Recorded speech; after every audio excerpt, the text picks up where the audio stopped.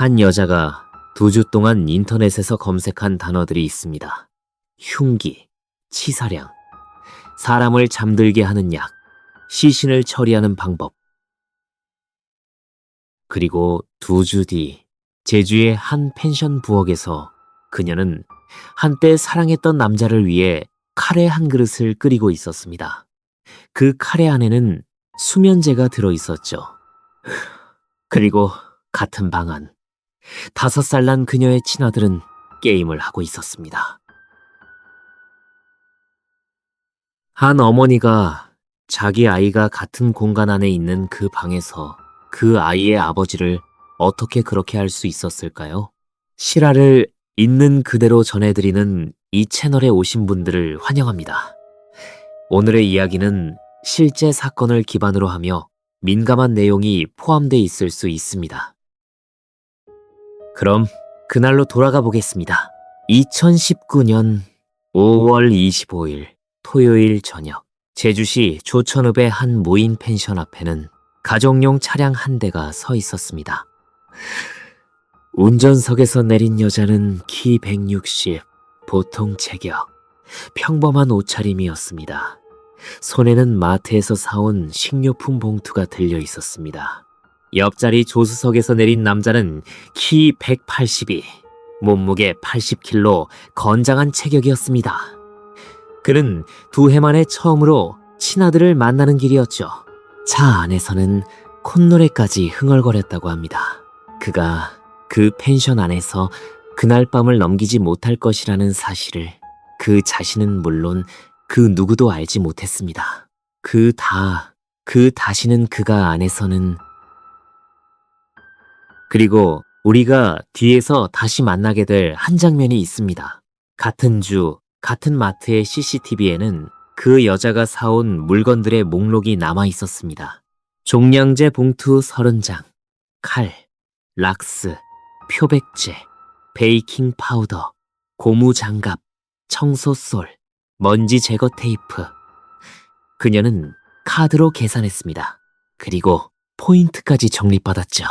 평범한 주말의 장보기, 평범한 영수증 한 장. 그 영수증이 한 사람의 마지막 저녁 메뉴가 될 줄 그 누구도 몰랐습니다. 네이야. 그리고 한 가지 이름을 잠시 기억해 두시기 바랍니다. 청주, 충북 청주. 이 이름은 이야기가 한참 흐른 뒤에 고, 크, 사, 아, 이, 고, 전혀 다른 하나의 이름과 함께 다시 우리 앞에 나타나게 됩니다. 또 하나, 한 통의 영수증이 있습니다. 그 마트의 결제 시각은 5월 22일 오후 3시. 영수증 마지막 줄에는 적립된 포인트 금액까지 또렷이 찍혀 있었죠. 사람을 해야 할 도구를 사면서 단 한 푼의 포인트도 놓치지 않은 그 손. 그 손이 무슨 마음으로 그 카트를 밀고 있었는지를 같은 시각 그 마트 안의 손님들 가운데 그 누구도 알아채지 못했던 겁니다. 피해자 강모 씨, 당시 36살. 2사람은 같은 대학교 캠퍼스 커플이었습니다. 5년을 연애하고 2013년에 결혼했죠. 결혼식 날 그를 지켜본 친구들은 그를 이렇게 기억합니다. 한없이 다정한 사람, 늘 웃는 사람. 한 친구는 이렇게 덧붙였다고 합니다. 화를 내는 모습을 평생 본 적이 없는 사람이었다고. 봉사활동을 함께 다니던 2사람은 누가 봐도 어울리는 한 쌍이었죠. 그러나 결혼은 길지 않았습니다. 결혼 직후부터 갈등이 시작됐고 2사람은 2017년에 이혼했습니다. 양육권은 어머니인 그녀에게로 갔습니다. 그리고 그 뒤로 2해 동안 강 씨는 단 한 번도 자기 아들을 만나지 못했죠. 같은 시각 그 여자 고모 씨, 같은 나이, 같은 대학, 제주 토박이, 사업가 집안의 딸이었습니다. 학력도 외형도 어디 하나 평범하지 않은 구석은 없었습니다. 그러나 검찰이 뒤에 압수한 그녀의 휴대전화 검색 기록에는 평범하지 않은 단어들이 남아 있었죠. 니코틴 치사량, 사람을 잠들게 하는 약, 살인 도구, 시신을 처리하는 방법, 그리고 또 하나, 질식사. 이 검색어들이 그녀의 휴대전화에 남기 시작한 시점은 강 씨가 면접 교섭권 소송에서 승소한 그 직후부터였습니다. 2해 동안 단 한 번도 보지 못했던 친아버지가 마침내 자기 아들을 만나러 오는 그 한 달. 한 어머니의 검색창에 떠오른 단어들은 사랑도, 양육도, 부탁도 아니었습니다. 치사량과 도구, 그리고 처리 방법이었던 겁니다. 다시 강 씨에게로 돌아가 보겠습니다. 2019년 5월, 그는 2해 동안 끌어온 면접 교섭권 소송에서 마침내 승소했습니다. 법원은 한 달에 한 번 아들과의 만남을 인정해 주었습니다. 그가 그토록 기다려온 첫 만남이 바로 5월 25일이었죠. 장소는 제주. 약속을 잡은 사람은 그녀였죠. 그는 그 주에 어머니께 전화를 드렸다고 합니다. 다음 달에 같이 식사하자고, 자기가 모시고 가겠다고. 그가 어머니께 약속했던 그 다음 달은 끝내 오지 않았습니다. 그뿐이 아니었습니다. 그는 친구들에게 다음 주에 모임에 가겠다고 답해두었고, 봉사활동 단체에는 다음 봉사 일정을 함께 챙겨두었습니다. 2해 만에 만나는 아들에게 줄 작은 선물 하나도 그날 차 뒷자리에 올려두었다고 합니다. 그 선물이 무엇이었는지를 우리는 끝내 알지 못합니다. 여기까지 함께 들어주시고 계신다면 좋아요와 구독은 이런 실화를 조금 더 오래, 조금 더 조심스럽게 다룰 수 있는 큰 힘이 됩니다. 그럼 그날 2사람이 만난 그 테마파크로 가보겠습니다. 오전 10시, 제주의 한 테마파크. 2해 만에 아들을 만난 강 씨는 아들을 안고 한참을 울었다고 합니다. 옆에서 그녀는 그 모습을 가만히 바라보고 있었습니다. 그러나 그녀의 차량 트렁크 안에는 그 주초에 사둔 종량제 봉투 30장이 이미 실려 있었죠. 자, 여기서 시간을 며칠 앞으로 돌려보겠습니다. 5월 17일, 그녀는 충북 청원의 한 병원에서 수면제 졸피뎀을 처방받습니다. 약사가 약을 건네던 그 순간, 그녀는 이미 2주 뒤 제주에서 일어날 일을 머릿속에 그리고 있었던 겁니다. 평범한 진료실, 평범한 처방전. 그러나 그 처방전이 무엇을 위한 것이었는지를 그 약사는 알 길이 없었죠. 5월 18일, 그녀는 자신의 그랜저 차량과 함께 배편으로 제주도에 들어옵니다. 약속한 만남은 5월 25일. 한 주 일찍 들어온 겁니다. 그 한 주 동안 그녀가 무엇을 했는지 경찰은 그녀의 동선을 1시간 단위로 재구성했죠. 그녀는 그 주 내내 평소처럼 주변 지인들과 식사를 하고 산책을 하고 카페에 들렀습니다. 그러나 그 사이사이마다 그녀가 인터넷에서 검색한 단어들의 빈도는 한 사람이 평범한 휴가 중에 검색할 만한 단어들과는 거리가 멀었습니다. 휴가지의 식당이나 카페가 아니라 약물의 치사량과 시신 처리 방법이었던 것입니다. 5월 22일, 제주시의 한 마트. CCTV에 잡힌 그녀의 손은 한치의 망설임이 없었습니다. 그녀는 흉기 한 점과 락스, 표백제, 그리고 종량제 봉투 30장을 카트에 담았죠. 단가 기준으로 종량제 봉투만 따져도 일반 가정 한 달 분량의 5배가 넘는 양이었습니다. 마트 점원은 뒤에 이렇게 진술했죠. 그날 그 손님이 무엇을 사가는지에는 신경 쓰지 않았다. 그저 카드 결제만 도와드렸을 뿐이라고. 그날 그 손님이 사가는 물건들이 무엇을 위한 것이었는지를 같은 도시의 평범한 사람들 가운데 그 누구도 알아보지 못했습니다. 그런데 말입니다. 이 사건의 진짜 충격은 지금부터입니다. 5월 25일 저녁 펜션 안 강 씨와 그녀와 5살 아들, 3사람은 같은 식탁에 앉았죠. 메뉴는 카레 라이스, 그녀가 손수 끓인 카레였습니다. 아들은 뒤에 경찰 조사에서 분명히 진술했죠. 그날 저녁에 카레를 먹었다고. 그 카레 안에 무엇이 들어있었는지는 2가지 증거가 모든 것을 말해주죠. 첫째, 강 씨의 혈흔이 묻은 이불 조각에서 졸피뎀 성분이 검출됐죠. 둘째, 그녀의 차량 안에서 발견된 빈 졸피뎀 약병.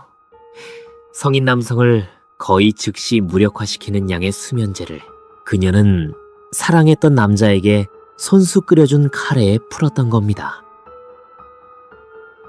182cm의 건장한 남자가 160의 여자에게 어떻게 제압됐는가에 대한 모든 의문은 이 한 줄로 풀리죠.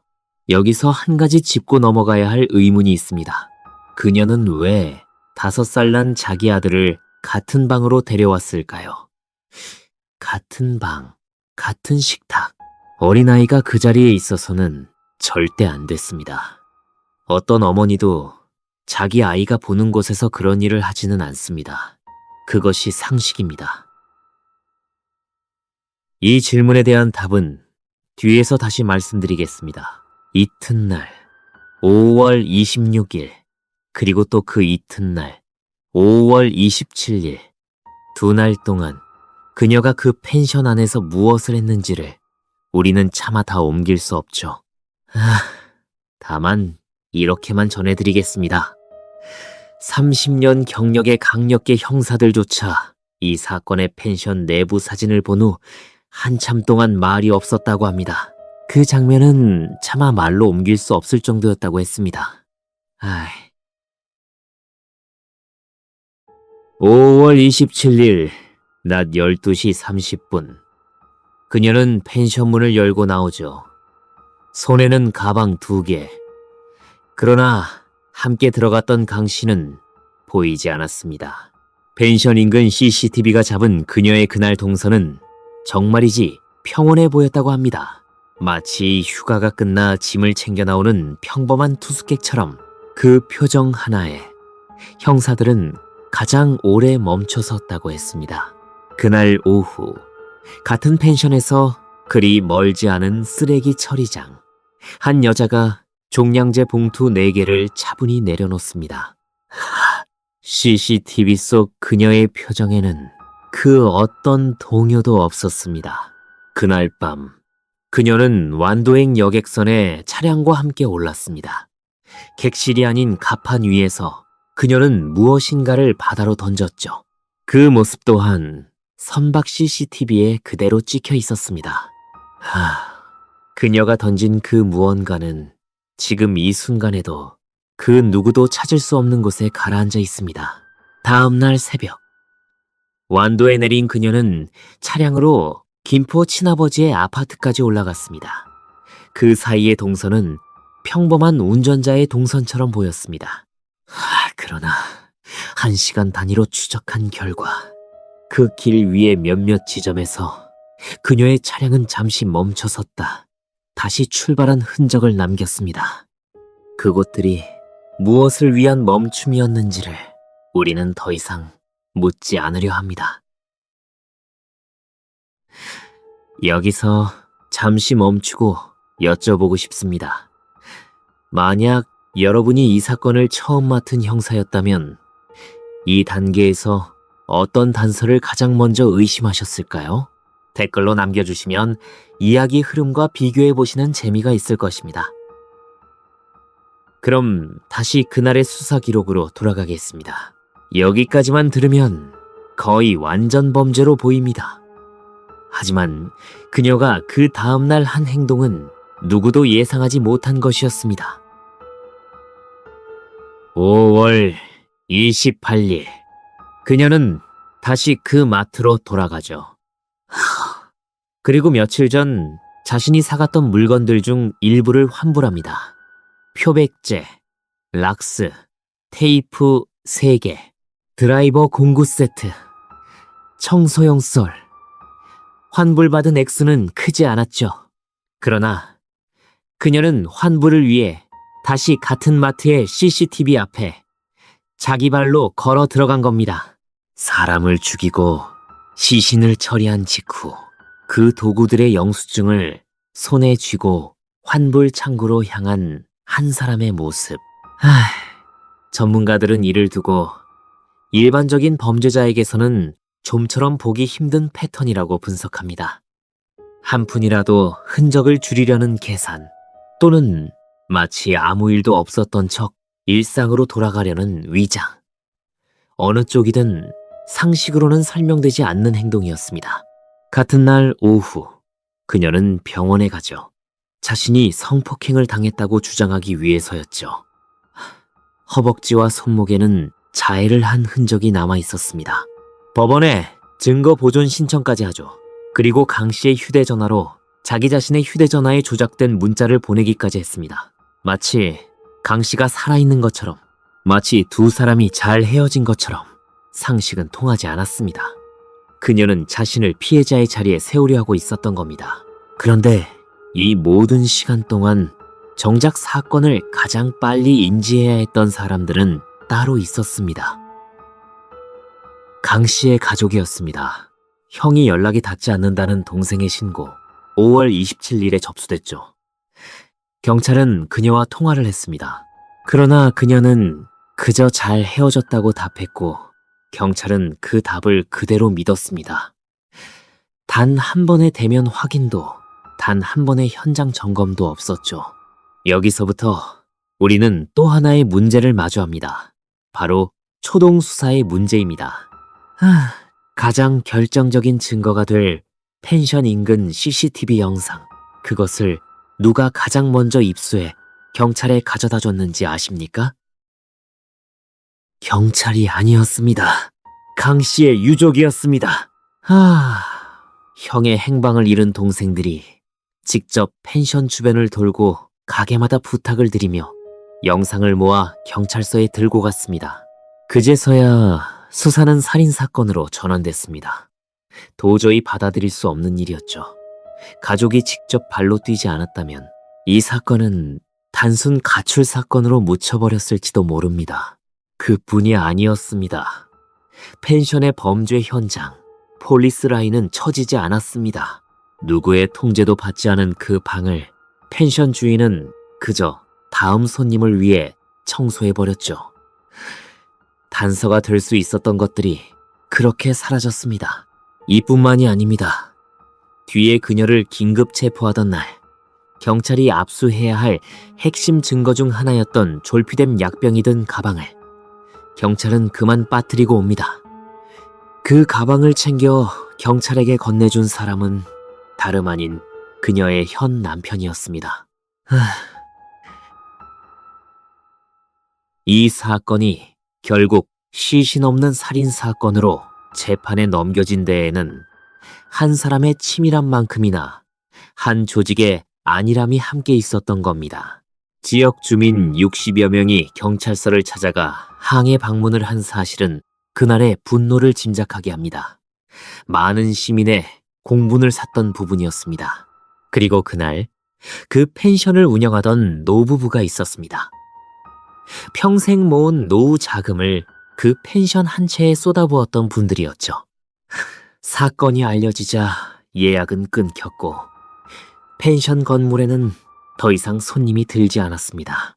한 사람의 선택이 자기 자신의 인생만이 아니라 얼마나 많은 사람의 인생을 함께 무너뜨리는가를 이 사건은 조용히, 그러나 분명하게 보여주고 있습니다. 그리고 바로 그때 수사팀의 뇌리에 또 다른 이름 하나가 떠올랐습니다. 석 달 전 충북 청주에서 갑자기 숨진 니살란 한 아이의 이름이었습니다. 지금부터 나오는 내용은 수사 기록에도 정식으로 남지 못한 또 하나의 죽음에 관한 이야기입니다.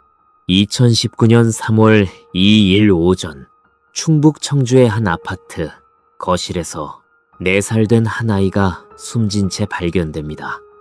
아이의 이름은 의붓아들. 그녀의 현재 남편의 친아들이었습니다. 사망 당일 집에는 그녀와 현 남편만이 있었죠.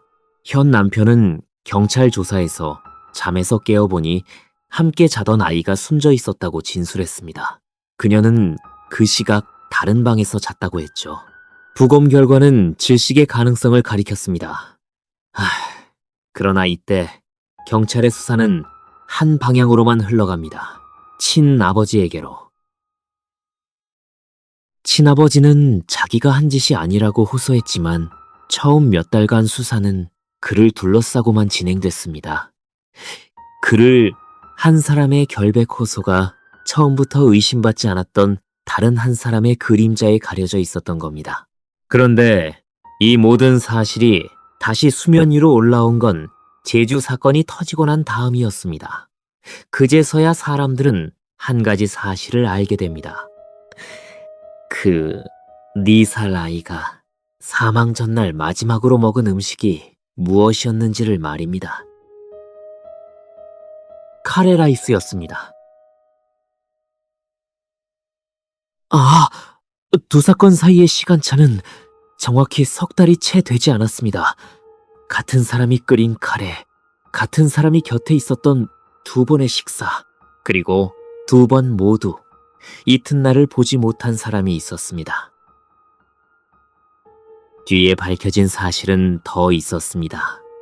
그녀의 현재 남편의 모발에서 그녀가 처방받았던 수면 유도제 성분이 검출됐다는 것이었습니다.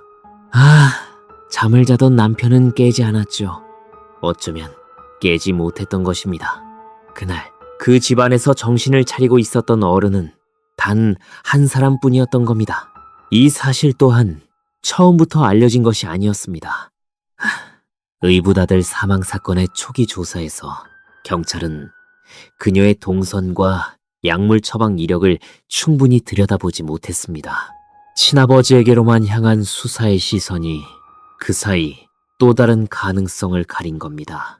한 어린 생명의 죽음에 대한 진실은 그렇게 석 달 동안 어둠 속에 묻혀 있었습니다. 사로파 카로니를 몬다로니옹.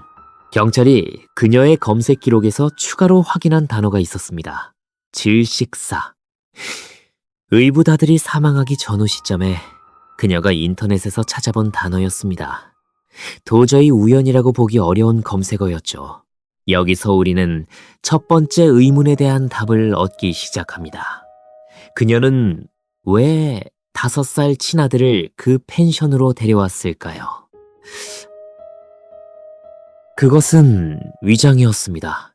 친아들을 데리고 평범한 가족 만남으로 위장하는 것. 약속 자리에 그녀가 혼자 나타났다면 강 씨가 의심했을 겁니다. 그러나 5살 아들이 함께 있는 자리. 그 자리는 안전한 자리로 보였던 겁니다. 자기 아이를 위장 도구로 사용한 어머니.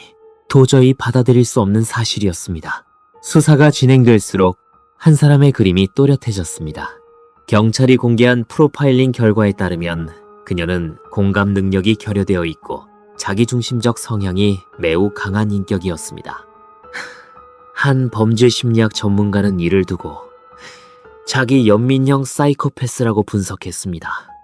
평소에는 본인 스스로 통제가 가능하지만 자신의 뜻에 거스르는 상황이 닥치면 그 성향이 한꺼번에 분출된다는 겁니다. 또 다른 전문가는 경계선 성격 장애의 가능성을 제기했죠.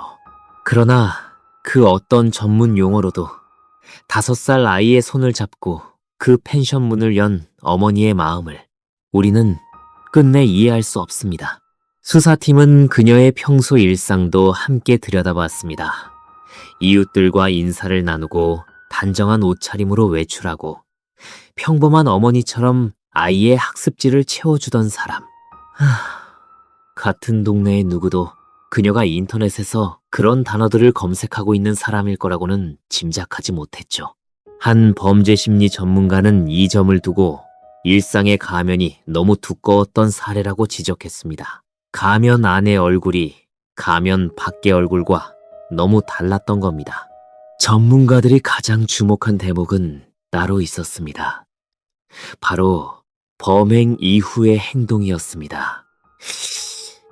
사람을 죽이고 그 다음날 자녀와 같은 공간에 머무는 사람, 시신을 처리한 다음날 환불 창구로 걸어 들어가는 사람, 자기 자신을 피해자의 자리에 놓기 위해 자해까지 감행하는 사람. 일반적인 범죄와 구별되는 특징을 보이는 이러한 행동 패턴은 분노에 의한 우발적 범행으로는 도저히 설명되지 않는 것이었습니다. 무엇이 한 사람을 이런 선택으로 이끌었을까요? 수사팀은 또 하나의 진술을 뒤에 확보합니다. 그녀가 체포되던 그 순간 충북 청주의 한 아파트 지하 주차장. 경찰관이 그녀에게 다가가자 그녀가 먼저 던진 한마디가 있었습니다. 왜요? 단 두 글자였습니다. 전문가들은 이 두 글자를 시신을 찾았느냐는 질문으로 해석했죠. 사람을 죽인 사람의 첫마디가 도대체 왜냐는 의문이 아니라 무엇을 들켰느냐는 질문이었던 셈입니다. 이 한마디가 아니었다면 사건은 어쩌면 다른 방향으로 끝났을지도 모릅니다. 수사 자료에 따르면 그녀는 체포 이후 조사실에서도 일관된 모습을 보였다고 합니다. 자기에게 불리한 질문에는 답을 회피하고 자기에게 유리한 진술은 거듭 반복했죠. 한 형사는 인터뷰에서 이렇게 말했습니다. 같은 사람의 표정이 그렇게 빨리 바뀌는 것을 자기 경력에서 처음 봤다고. 한순간에는 두려워하는 얼굴, 다음 순간에는 차분한 얼굴, 또 다음 순간에는 화를 내는 얼굴. 그러나 그 얼굴들 가운데 미안하다는 얼굴은 끝내 보이지 않았다고 했죠. 2020년 1월 20일 제주지방법원. 검찰은 그녀에게 사형을 구형했죠. 검사의 구형이 끝난 직후 그녀는 법정에서 이렇게 말했다고 합니다. 저 검사님과는 대화를 못하겠다. 너무 무서워서.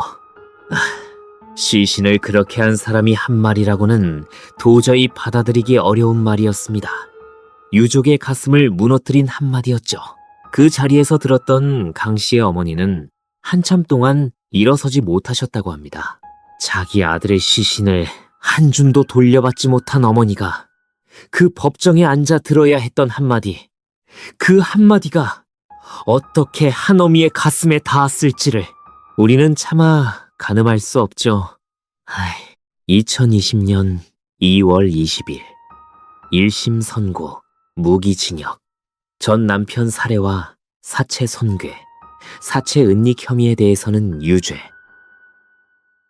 그러나 의붓아들 살해 혐의에 대해서는 무죄가 선고됐죠. 법원은 무죄 판결의 이유를 이렇게 밝혔습니다. 함께 잠들었던 슬라임에 눌려 사망했을 가능성을 배제할 수 없다. 그녀가 직접 압박 행위를 했다고 단정 지을 수 없다. 많은 시민이 공분을 샀습니다. 한 어린 생명의 죽음이 슬라임이라는 단어 하나에 가려져 버린 듯한 그 판결을 유족은 도저히 받아들일 수 없었다고 합니다. 이해하기 어려운 결정이었죠.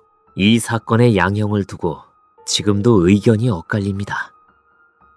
여러분은 이 판결이 합당했다고 생각하십니까? 아니면 너무 가벼웠다고 생각하십니까? 여러분의 솔직한 생각을 댓글창에 남겨주시면 좋겠습니다. 이야기를 이어가겠습니다. 이 사건이 우리 사회에 던진 또 다른 질문이 있습니다. 사망자의 시신을 끝내 찾지 못한 살인사건에서 우리 법은 무엇을 어디까지 처벌할 수 있는가? 시신 없는 살인사건은 입증의 벽이 매우 높죠. 그 벽 앞에서 무너지는 것은 결국 유족의 마지막 권리입니다. 마지막을 한 줌이라도 안아보고 싶다는 그 가장 작은 부탁마저도 2020년 7월 15일 광주고등법원의 항소심. 재판부는 이렇게 밝혔습니다. 피고인은 철저히 계획된 범행을 저질렀고 반성의 기미가 없다.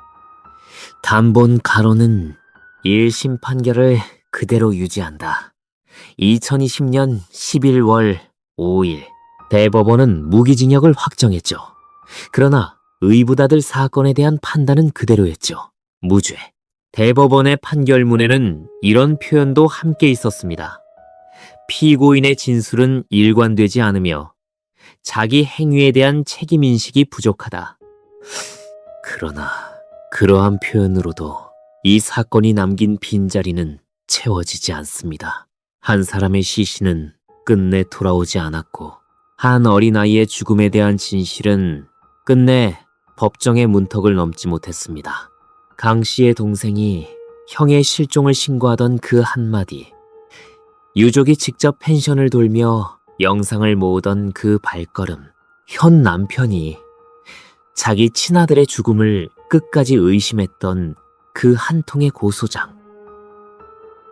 이 세 사람의 작은 선택이 없었다면 이 사건은 어쩌면 영원히 덮였을지도 모릅니다. 여기서 또 하나의 질문이 남습니다.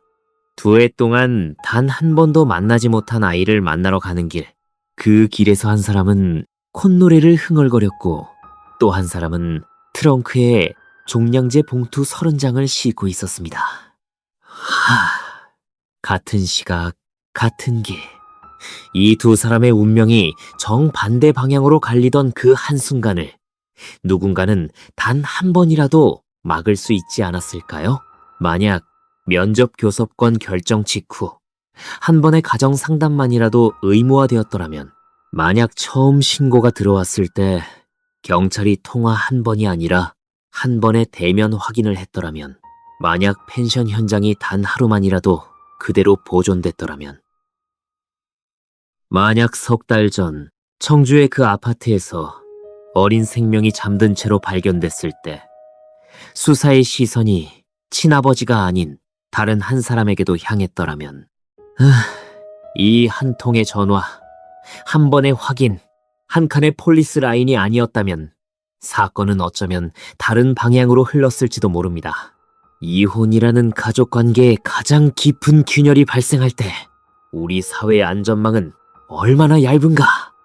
그것이 이 사건이 던진 가장 무거운 질문입니다. 면접 교섭, 양육권, 이혼 가정의 자녀 보호, 그리고 가정 안에서 일어나는 어린아이의 의문사를 우리 수사 시스템이 얼마나 진지하게 들여다보고 있는가? 이 사건 뒤에 우리 제도가 얼마나 달라졌는가에 대한 질문은 여전히 답을 기다리고 있습니다. 또 하나, 신상 공개 제도가 이 사건 이후 바뀐 것은 사실입니다. 그녀가 긴 머리카락을 앞으로 늘어뜨려 얼굴을 숨겼던 그 모습이 한 시대의 제도를 바꾸었죠. 그러나 한 사람의 얼굴이 공개되는 것보다 훨씬 중요한 것이 있죠. 다음에 또 다른 강 씨가 나오지 않도록 막는 일. 그 일이 우리에게 아직 남아있는 숙제입니다. 한 사람의 얼굴을 보여주는 것은 사후의 일입니다. 사전에 막을 수 있는 길을 만드는 것이 더 어렵고 더 본질적인 일입니다. 펜션을 운영하던 노 부부의 이야기로 다시 돌아가 보겠습니다. 노후 자금을 쏟아부어 마련한 그 펜션은 사건 뒤 결국 폐업했죠. 한 채의 집이 비워지고 한 부부의 노년이 흔들렸습니다. 노부부가 한 인터뷰에서 남긴 말은 짧았습니다. 잠을 잘 수가 없다고. 그날 그 방에서 무슨 일이 있었는지를 떠올리면 평생 모은 돈도 그동안 갖고 온 정원도 다 부질없이 느껴진다고. 한 사람의 선택이 자기와 무관한 한 노부부의 마지막 꿈마저 함께 무너뜨렸던 겁니다. 이 사건의 피해자는 강 씨와 그 가족만이 아니었던 겁니다. 그리고 그 5살 친아들, 자기 친어머니가 친아버지에게 그런 일을 한 그 펜션의 같은 방 안에 있었던 어린 생명, 그 아이가 짊어지고 살아갈 시간의 무게를 우리는 차마 가늠할 수 없습니다. 그 아이가 자라는 동안 자기 아버지가 누구였는지, 그날 그 방에서 무슨 일이 있었는지, 그 진실을 어디까지 알게 될지, 그 진실을 알게 됐을 때 그 아이의 마음이 어디에 가다 할지. 한 사람의 선택이 또 한 사람의 인생에 어떻게 그늘을 들이우는가를 이 사건은 가장 아픈 방식으로 보여주고 있죠. 그리고 또 하나, 시신을 끝내 찾지 못했다는 것. 강 씨의 어머니는 한 인터뷰에서 이렇게 말씀하셨습니다. 아들의 마지막을 한 줌이라도 안아보고 싶다. 그게 어미의 마지막 부탁이라고. 그 어머니의 부탁은 아직도 들어드릴 수 없는 부탁으로 남아 있습니다. 강 씨가 어머니께 약속했던 다음 달의 식사, 그 식사 자리는 끝내 비어있는 자리가 되었습니다. 이 이야기를 들으시면서 혹시 여러분이 살고 계신 동네나 주변에서 들어본 비슷한 사건이 떠오르시지는 않으셨습니까? 만약 직접 목격하셨거나 알고 계신 또 다른 실화가 있으시다면 댓글창에 조용히 남겨주십시오.